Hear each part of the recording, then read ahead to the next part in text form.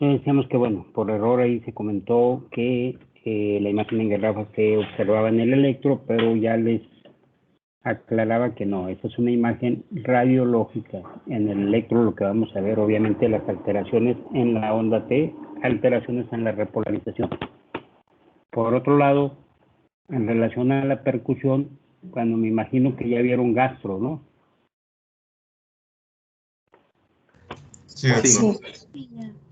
Entonces ya vieron lo de la maniobra de la matidez cambiante para hacer el diagnóstico de la presencia de ascitis. Bueno, lo mismo a nivel cardiológico, cuando queremos descartar la presencia de un derrame pericárdico, ¿qué podemos hacer? Movilizar al paciente, cambiar de posición, y vamos a ver obviamente cuando hay este derrame, la zona de matidez va a cambiar, como sucede con el líquido libre en la cavidad abdominal por ascitis, y a esto se le conoce como el signo de Merlo. Y finalmente, en cuanto a la intensidad de los ruidos, también debemos tener en cuenta que normalmente, o sea, la intensidad del primer ruido va a depender de la frecuencia cardíaca y de el valor del intervalo PR del electrocardiograma. Sabemos que normalmente cuando la frecuencia cardíaca se eleva, cuando el paciente hace una taquicardia, el PR se acorta. Y en estas circunstancias, la intensidad del primer ruido se va a incrementar. Por el contrario, cuando hay una bradicardia, el PR se va a alargar y como consecuencia de ello, la intensidad del primer ruido va a disminuir. Si ustedes auscultan a un niño y a un anciano, obviamente la intensidad del primer ruido va a ser muy diferente. Mayor la intensidad en el niño, puesto que normalmente generan o manejan frecuencias más altas, y disminuido de intensidad en el anciano, porque maneja frecuencias lentas. Y a través de esto, esta relación de la intensidad del primer ruido con el valor del PR, bueno, también podemos hacer diagnósticos de algunas patologías. Por ejemplo, cuando nos enfrentamos a pacientes que tienen trastornos de la conducción del impulso de aurículas a ventrículos, es decir, bloqueo aurículo-ventricular, según la severidad del bloqueo, nosotros podemos dividir en 3 grandes grupos: primero, segundo, tercer grado. El tercer grado es un bloqueo AV completo. Ningún impulso pasa hacia los ventrículos. El bloqueo de segundo grado se divide en 2 grandes grupos: un bloqueo de segundo grado tipo 1 o MOVIS 1, o también conocido como Wenckebach, y el MOVIS 2. Y en el MOVIS 1, una característica electrocardiográfica es que el PR se va alargando en forma progresiva hasta que de pronto una P no logra conducirse hacia los ventrículos y por lo tanto no va seguida de un complejo QRS. Esto a la auscultación, ¿cómo lo podemos ver? Como una disminución progresiva de la intensidad del primer ruido hasta que de pronto aparece un intervalo libre de ruidos y después se repite el ciclo. Entonces, a la auscultación podemos hacer el diagnóstico de un bloqueo de segundo grado tipo MOVIS 1. Muy bien, entonces ya en lo que se refiere a la clase del día de hoy, pues hoy vamos a empezar a ver lo que ya cuando escuchamos un soplo, cómo lo vamos a estudiar o cómo nos explicamos la generación de un soplo. Todos los principales mecanismos a través de los cuales se producen los soplos son estos. Número 1, porque existe un aumento en la velocidad circulatoria al transcurrir la sangre a través de orificios valvulares y cavidades normales. Esto en donde se ve muy frecuentemente en los pacientes anémicos. En el paciente anémico es muy común encontrar soplos, pero que son soplos normales, soplos funcionales. Segundo mecanismo, el pasaje de sangre siguiendo su curso normal a través de válvulas auriculoventriculares o sigmoideas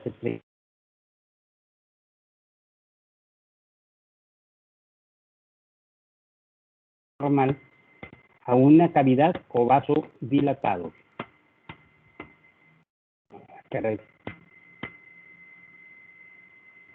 Perdón, Juan.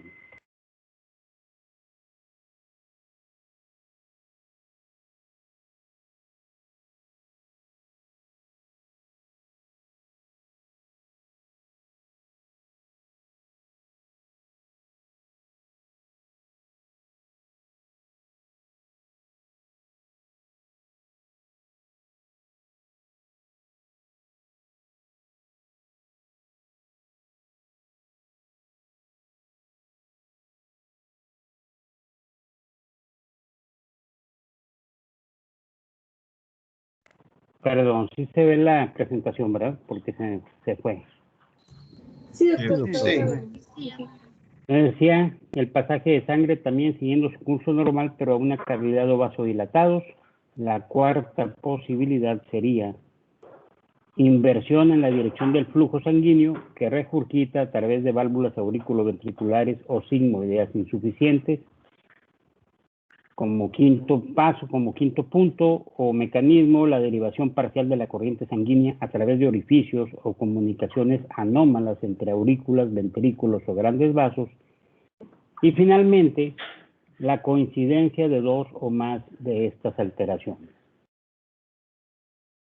Entonces, ante un paciente con un soplo cardíaco, ¿qué debemos pensar? Que puede ser originado por causales cardíacas o extracardíacas y a su vez puede ser por un problema orgánico o simplemente ser un proceso funcional. Entonces, ¿cómo debemos analizar un soplo? Lo primero es qué tiempo del ciclo cardíaco o en qué tiempo del ciclo cardíaco se está produciendo este fenómeno. Lo segundo, si ocupa todo un silencio o parte de este y qué relación tiene el soplo con los ruidos cardíacos. Luego será muy importante valorar el área de máxima auscultación y cuál es la irradiación o propagación del soplo. Recordar que el soplo siempre sigue el camino que normalmente lleva el flujo sanguíneo. Después, valorar sus características acústicas, es decir, intensidad, tono y timbre. Y finalmente, el comportamiento que presenta este soplo en relación con ciertos decúbitos, cambios de posición o maniobras complementarias, como lo que decíamos ayer, la respiración. Entonces, en términos generales, es muy fácil evaluar, o categorizar desde el punto de vista fisiopatológico los soplos. Decíamos, pueden ser sistólicos, diastólicos, ocupar las dos fases del ciclo, etcétera, etcétera. Entonces, los dos tipos principales de soplo sistólico son estos que vemos aquí.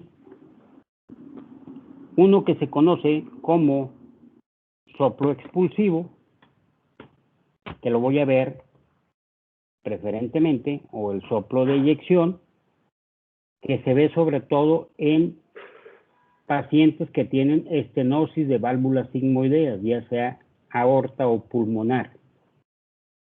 Como característica importante de estos soplos, siempre inician a mitad de la sístole, en mesosístole.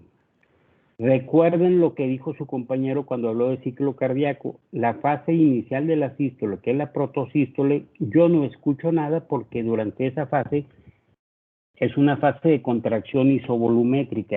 Hay un aumento de la presión, pero no hay movimiento de líquido, entonces no puedo escuchar nada. Y si nosotros lo graficamos, va a tener una forma romboidal. Es creciente, decreciente. Y dependiendo de la severidad de la estenosis, puede limitarse a la mesosístole o puede extenderse hasta la telesístole. Es decir, es un soplo solamente mesosistólico o bien ser mesotelesistólico, pero siempre con estas características de creciente, decreciente. El otro tipo de soplo que vemos en sístole es uno que conocemos como soplo de regurgitación. Estos soplos habitualmente ocupan toda la sístole. Habitualmente, no siempre. Ahorita, más adelante vamos a ver en qué caso no. Pero repito, habitualmente ocupan toda la sístole, inician con el primer ruido y terminan con el siguiente primer ruido. Si nosotros lo graficamos como la intensidad del soplo no varía durante todo su trayecto, entonces tiene como si fuera una barrita. Es un soplo en barra.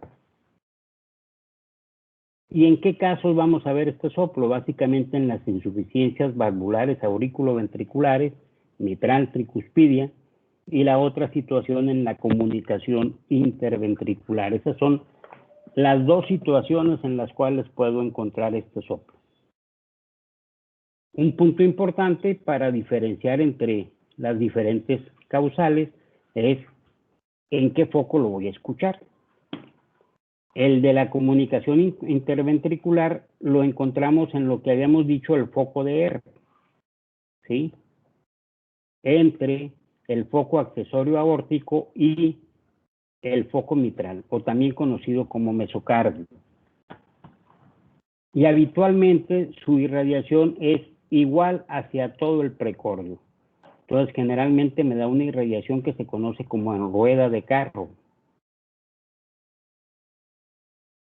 Las insuficiencias valvulares auriculoventriculares, obviamente, cuando la válvula que está dañada es la mitral, pues el soplo lo voy a escuchar con su máxima intensidad en el foco mitral, quinto espacio intercostal, línea medioclavicular, si no está todavía dilatado, y dependiendo de la valva que esté disfuncionando va a ser la irradiación. Puede irradiarse hacia el hueco axilar o bien hacia la región subsifoidea, dependiendo si la valva es la medial o la lateral, la que está insuficiente. Y la insuficiencia tricuspidia, obviamente, el soplo lo voy a escuchar con su máxima intensidad en la región subsifoidea, pero además, otra maniobra que habíamos dicho ayer para poder diferenciar entre los dos soplos es la apnea postinspiratoria, el signo de Rivero-Carvalho. Tengo dudas si es una insuficiencia mitral o una insuficiencia tricuspidia, le digo al paciente que inspire profundo y que detenga un momento su respiración. Y observo cómo o qué pasa con la intensidad del soplo. Si aumenta la intensidad del soplo, eso me indica que viene del lado derecho del corazón, por lo tanto es una insuficiencia tricuspidia. Si no aumenta, entonces el origen es del lado izquierdo, se tratará de una insuficiencia mitral.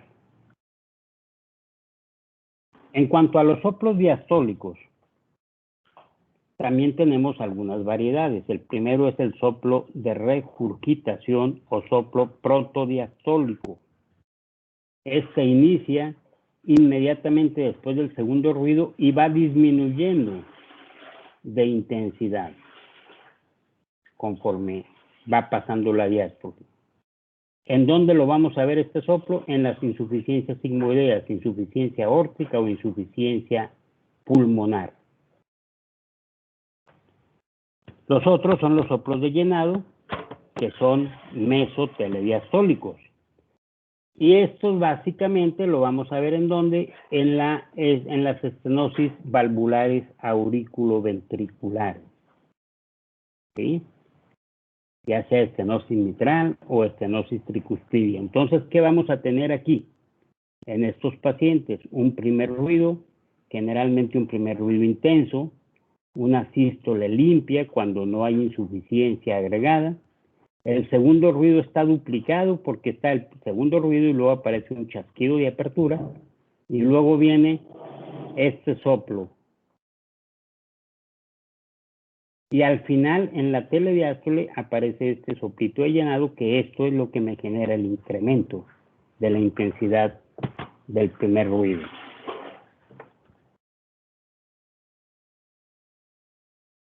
En cuanto a los soplos que ocupan las dos fases del ciclo cardíaco, uno de ellos muy común es el soplo continuo, que es típico de la persistencia del conducto arterioso.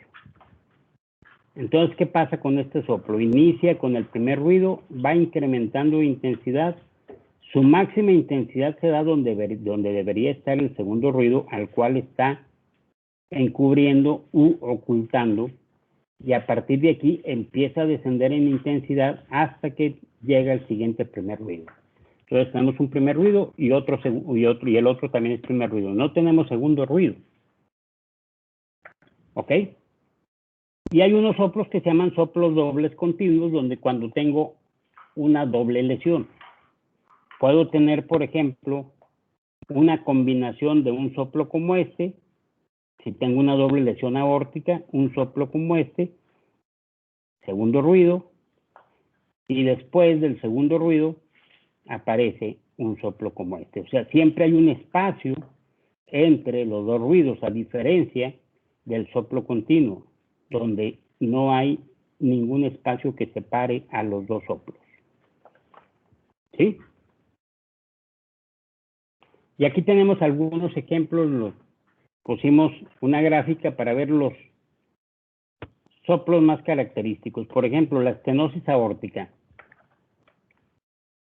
Dependiendo, ya habíamos dicho anteriormente cuáles son las manifestaciones clínicas que me van a hacer pensar en que un paciente pueda estar cursando con una estenosis aórtica.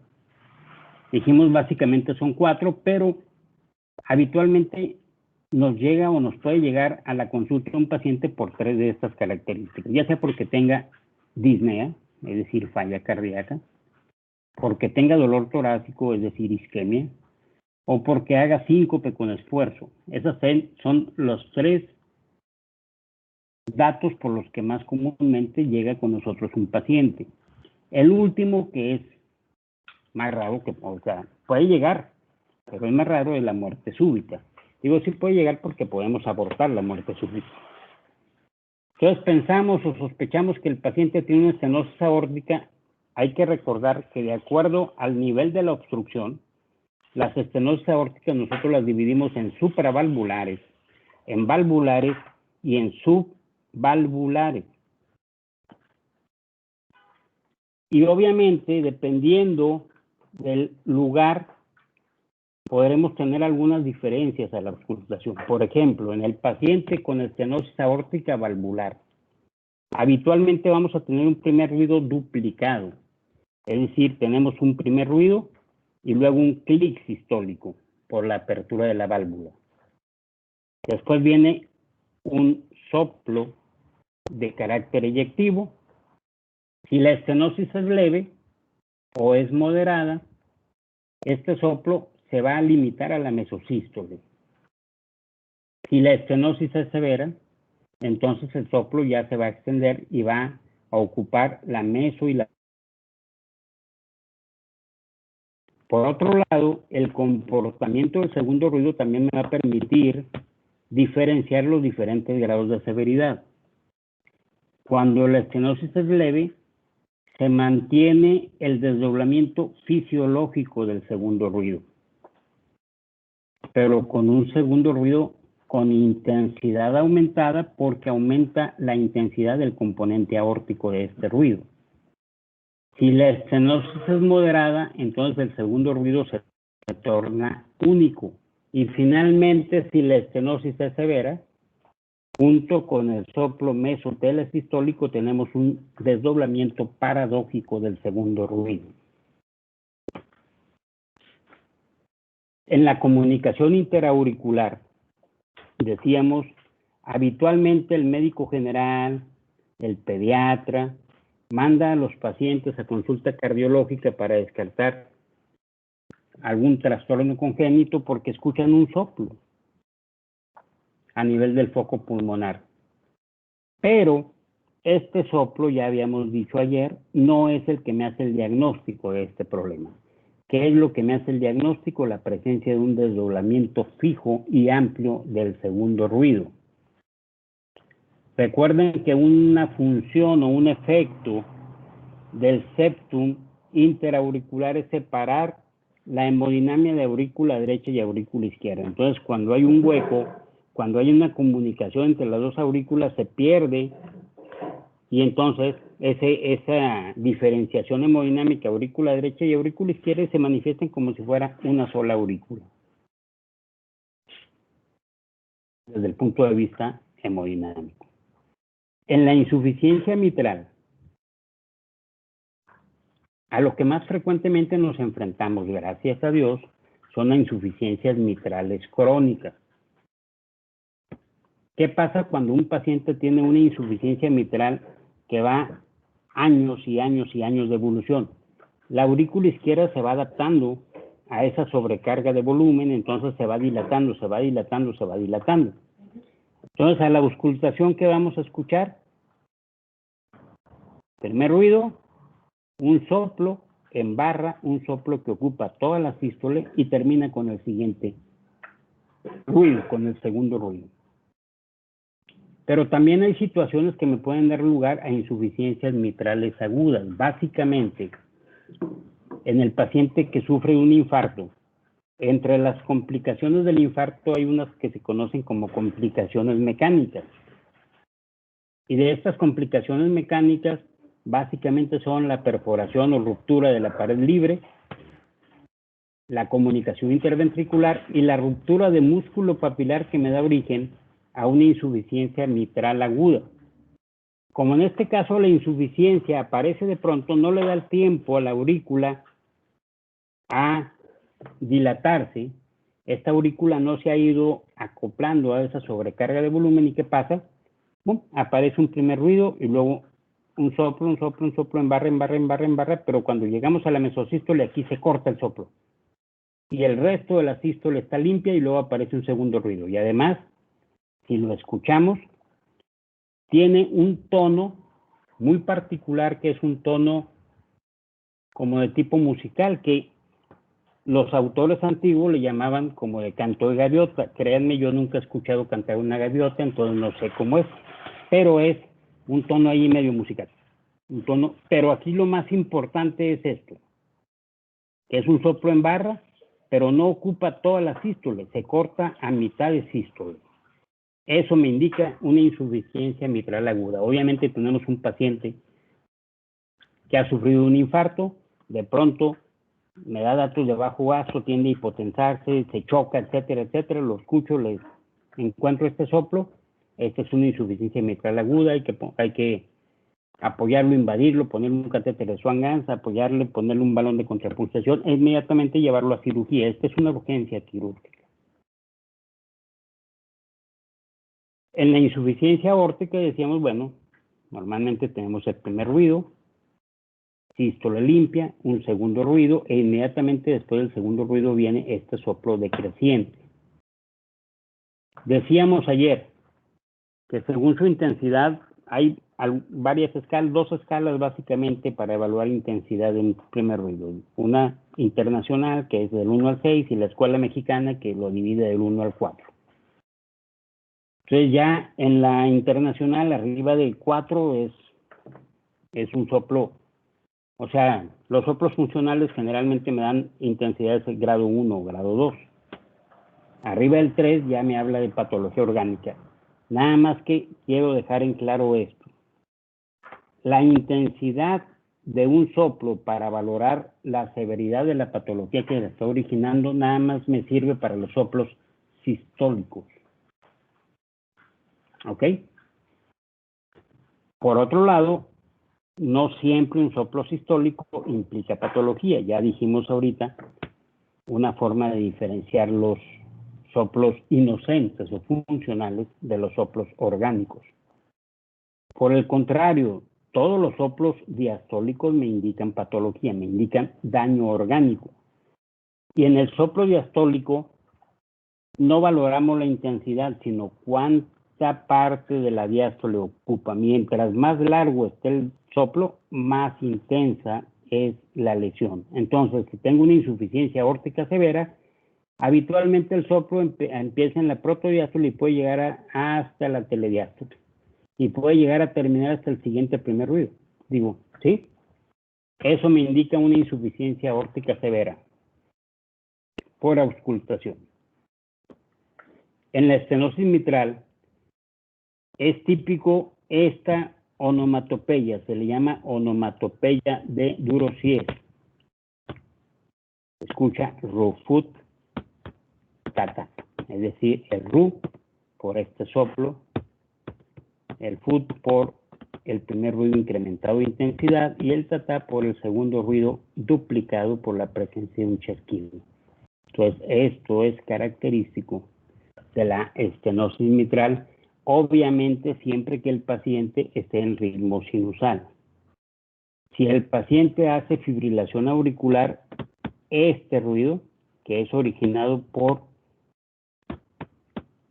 contracción auricular, o sea, desaparece, porque ya no hay una contracción auricular adecuada. ¿Ok? Y aquí tenemos lo que decíamos hace rato, miren, un ejemplo de una doble lesión aórtica. Tenemos primer ruido, si la válvula aórtica no está calcificada, entonces vamos a encontrar un clic sistólico, duplicando el primer ruido, después un primer tercio libre. En mesosístole aparece el soplo característico creciente decreciente o de tipo romboidal. Después viene este espacio, aquí obviamente la estenosis no es tan severa, viene este espacio libre de, viene el segundo ruido, aumentado de intensidad, etcétera, etcétera, y luego viene el soplo de la insuficiencia aórtica de tipo decreciente protodiastólico.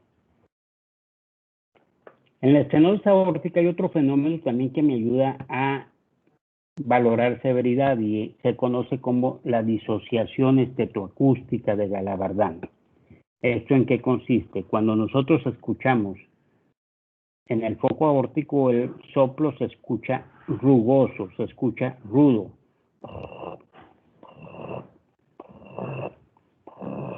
Así se escucha el soplo de una estenosis aórtica a nivel de la válvula aórtica.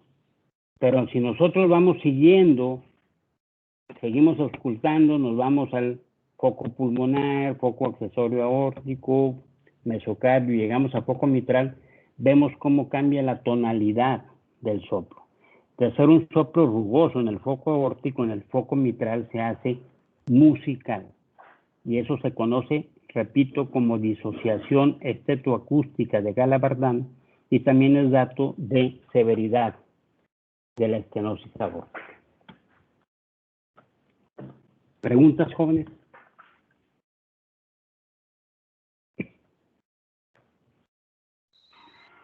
Al momento no. ¿No?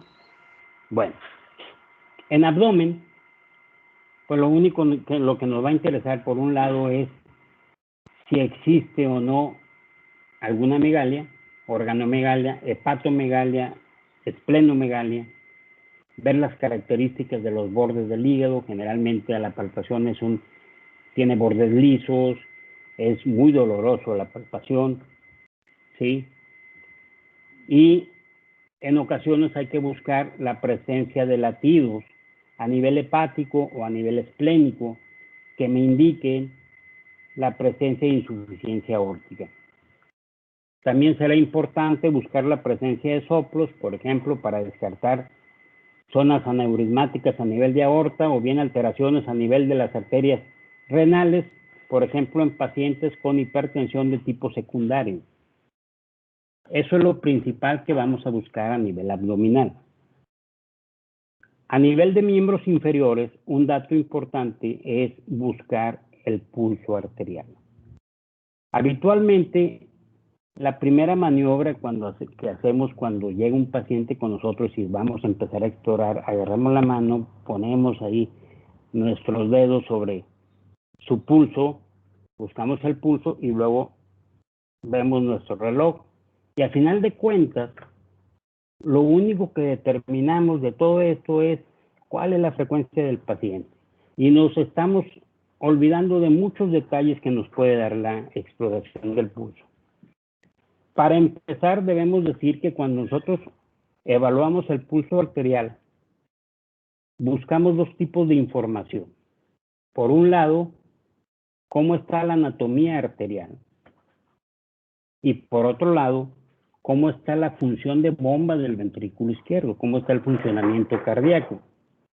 Si yo soy un médico general, un médico internista, no soy cardiólogo, obviamente hay alteraciones en el estado arterial, o sea, dependiendo de los atributos del pulso que se vean afectados, pues será si pido interconsulta al angiólogo o pido interconsulta al cardiólogo. Por eso es importante conocer qué es lo que le voy a estudiar al pulso arterial.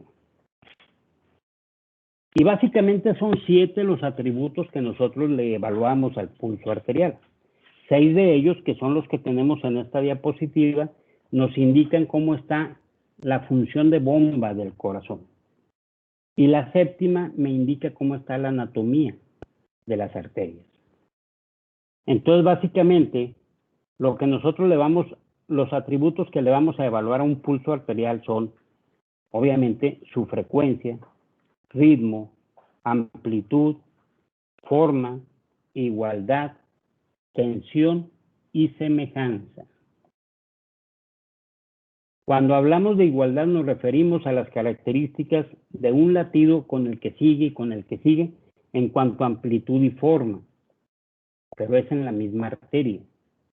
Y semejanza, estamos evaluando las características de las ondas pulsátiles en las dos arterias homónimas, femoral derecha, femoral izquierda, radial derecha, radial izquierda, etcétera, etcétera. Eso, repito, me habla de semejanza. Cuando un pulso no es semejante, obviamente me indica que hay una alteración en la anatomía, seguramente hay una obstrucción arterial y le tengo que pedir interconsulta al angiólogo. A diferencia, cuando hay una alteración en la igualdad, pues ya veremos ahorita qué condiciones me generan esto, y el que tendrá que entrar aquí a valorar es el cardiólogo. Esta es la forma correcta de evaluar el pulso arterial. Tenemos que estar viendo arteria, carótida, estar auscultando y al mismo tiempo estar palpando el pulso. Aquí tenemos los diferentes territorios donde podemos evaluar el pulso. Entonces, vean algunos ejemplos de la importancia de una correcta evaluación del pulso. Si nosotros hacemos una combinación de frecuencia y ritmo, podemos llegar a todos estos diagnósticos. Si la frecuencia está por arriba de 100, pero el ritmo es regular, a ver, vamos a ver. Está entre 200 y 250, voy a pensar en una taquicardia supraventricular, básicamente dos opciones. O es una reentrada intranodal, o es una reentrada aurículo-ventricular en donde está participando unas anómalos, es decir, es un síndrome de preexcitación. Obviamente, cuando hay una preexcitación, la frecuencia tiende a estar más elevada que en la reentrada intranodal. Si está entre 150 y 200, aquí está al revés. ¿En qué voy a pensar de primera intención? Una taquicardia ventricular. Si está en 150, aleteo o flóter auricular hasta no demostrar lo contrario. Y si está entre 100 y 140, pensaré en una taquicardia sinusal. Si la frecuencia está por debajo de 100, pero sigue siendo regular, una frecuencia entre 60 y 100, bueno, es un ritmo sinusal normal.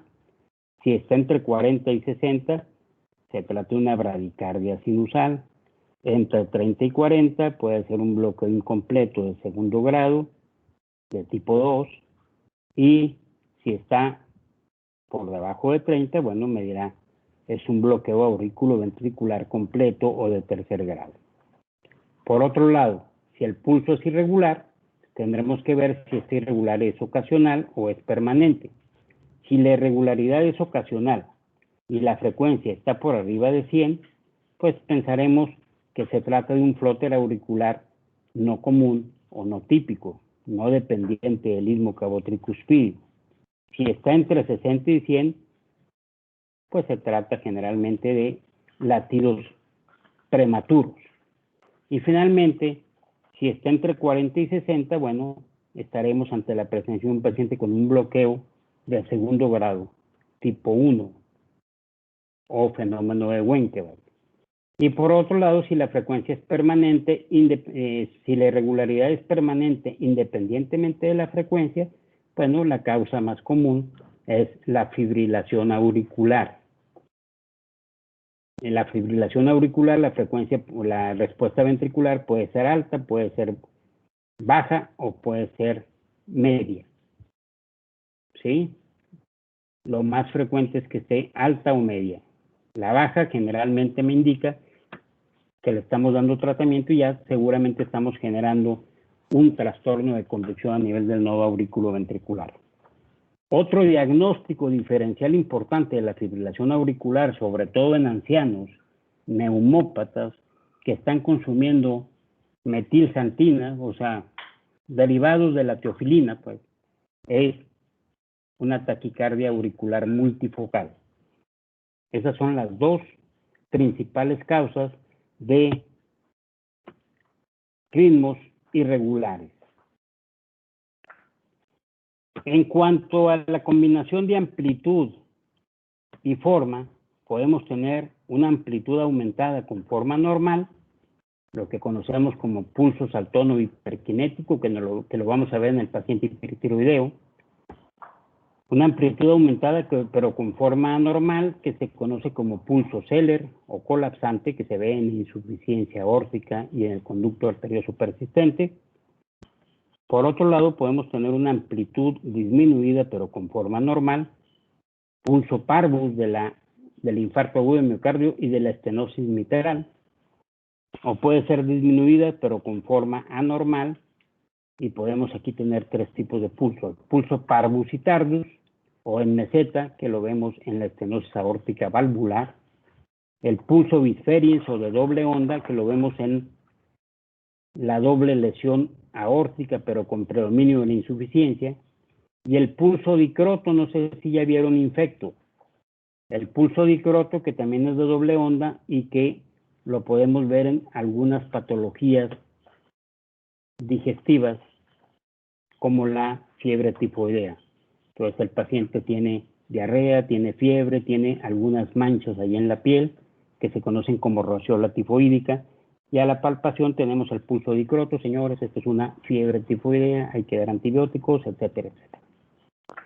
Y vean las gráficas para ver o que me muestran los diferentes pulsos: amplitud aumentada o forma normal, amplitud aumentada pero de forma anormal, la amplitud disminuida de la estenosis mitral, decíamos, con forma normal, y vean el de la estenosis aórtica valvular: amplitud disminuida y de forma anormal en meseta, parvus y tardus.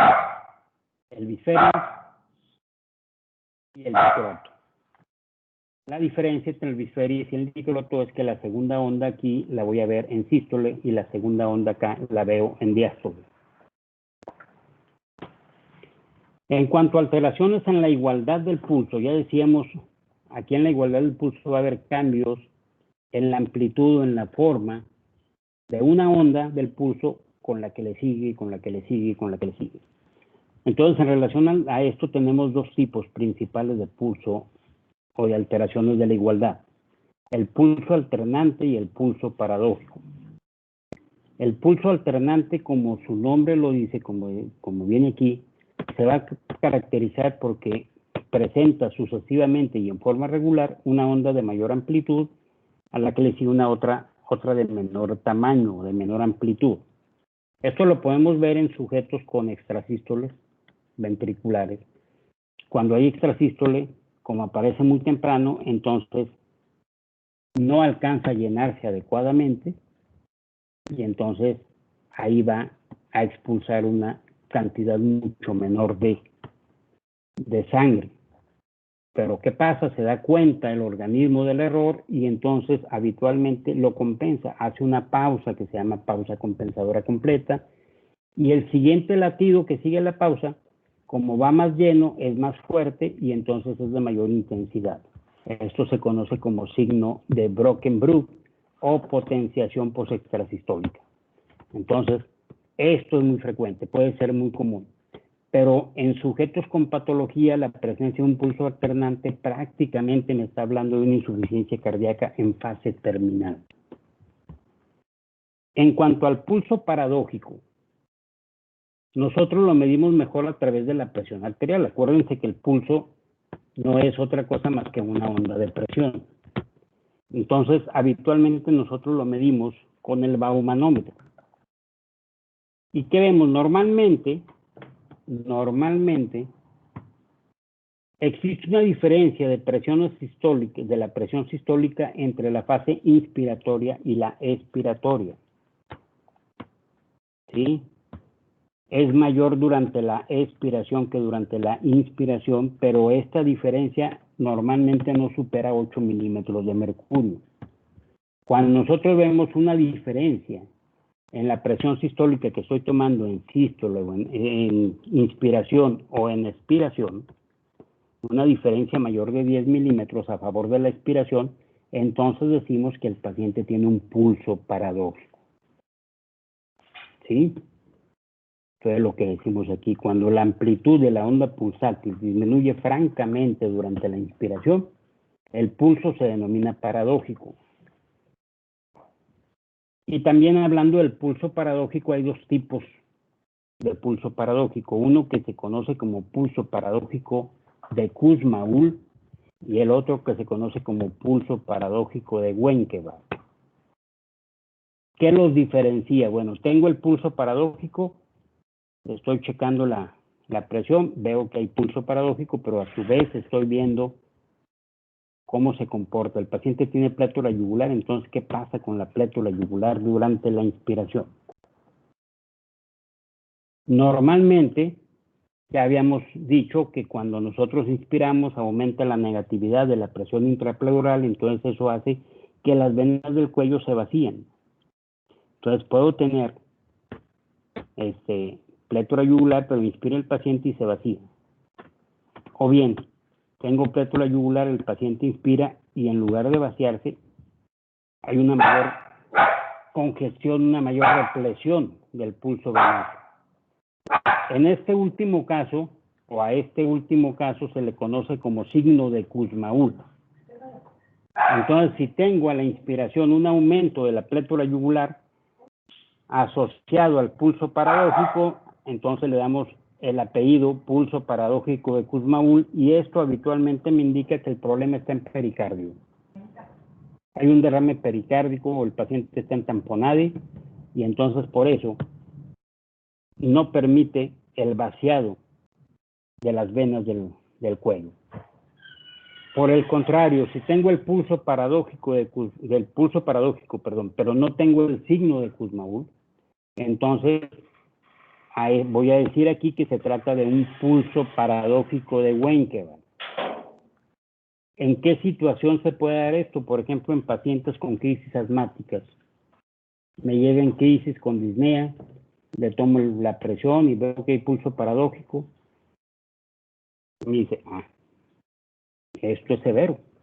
Si tengo un pulso paradójico mayor a 18, en un paciente con crisis asmática, eso me indica, señores, hay que internarlo a la terapia intensiva, pero además hay que someterlo a ventilación mecánica. Si yo lo dejo sin aplicarle ventilación mecánica, se va a cansar y entonces nos va a poner a correr. Entonces hay que hacer las cosas mejor con calma. Yo sé que este paciente tarde o temprano va a requerir del ventilador mecánico, pues no esperemos a que nos haga correr. Hagámoslo con tiempo para hacerlo con calma, etcétera, etcétera, etcétera.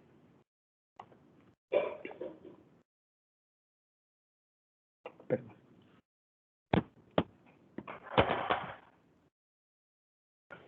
En cuanto a la dureza o tensión del pulso, bueno, tenemos dos situaciones. Un pulso duro se ve obviamente en la hipertensión arterial, mientras que un pulso débil en cuanto a su tensión lo vamos a ver en pacientes que tienen hipotensión arterial. De hecho, en grados extremos de hipotensión arterial, como sucede en pacientes en estado de choque, cualquiera que sea su origen, el pulso es muy débil, está taquicárdico, es difícil de palpar y algunas instancias directamente impalpable, y a este se le conoce como pulso filiforme. ¿Sí? Otros datos que hay que buscar, ya les había preguntado, ¿sí investigaron a qué velocidad crecen las uñas, jóvenes? Sí. ¿A qué velocidad?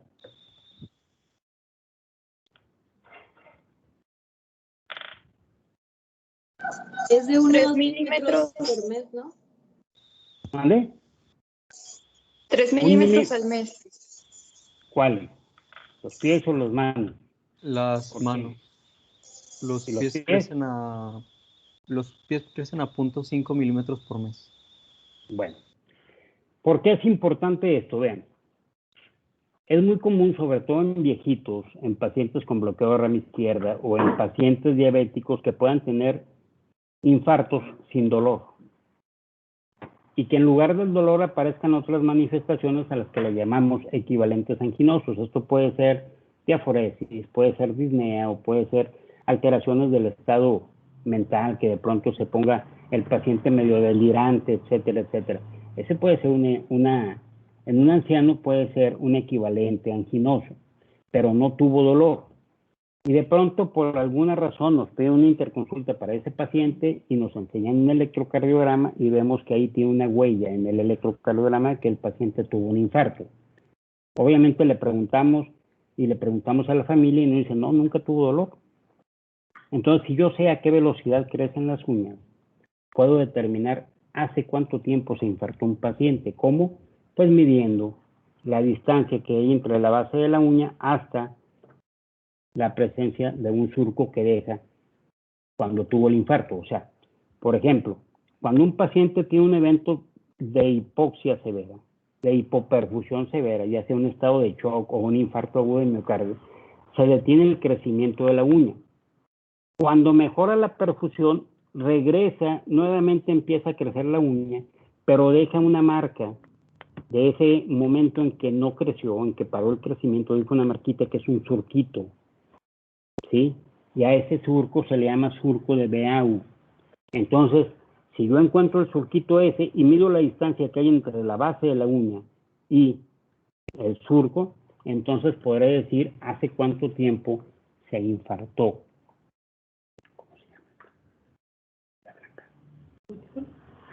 ¿Hace cuánto tiempo se infartó el paciente?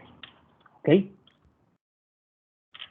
Otro dato que podemos encontrar en la uña, bueno, en pacientes con insuficiencia cardíaca, la cutícula de la uña se torna roja y me da una imagen que se llama el signo de la media luna roja, que es otro dato de falla cardíaca.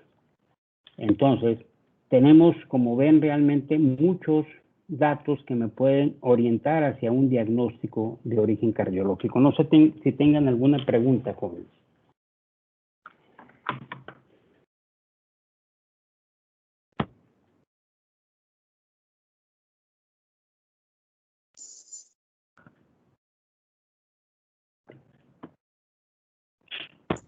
Creo que no, doctor. ¿No? Bueno. Entonces, si no hay preguntas, jóvenes, esto es todo por hoy y nos vemos el lunes. El lunes, primero Dios, empezamos ya con lo que es electrocardiograma. ¿Sí? Ok, doctor. De acuerdo, doctor.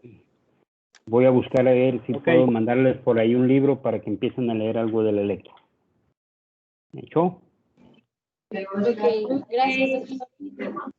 Muy bien, Muchas gracias, jóvenes. doctor. Gracias, Doc. De nada, hasta lunes. Hasta luego. Bien, Que le vaya bien. Hasta el lunes. hasta luego. Bueno.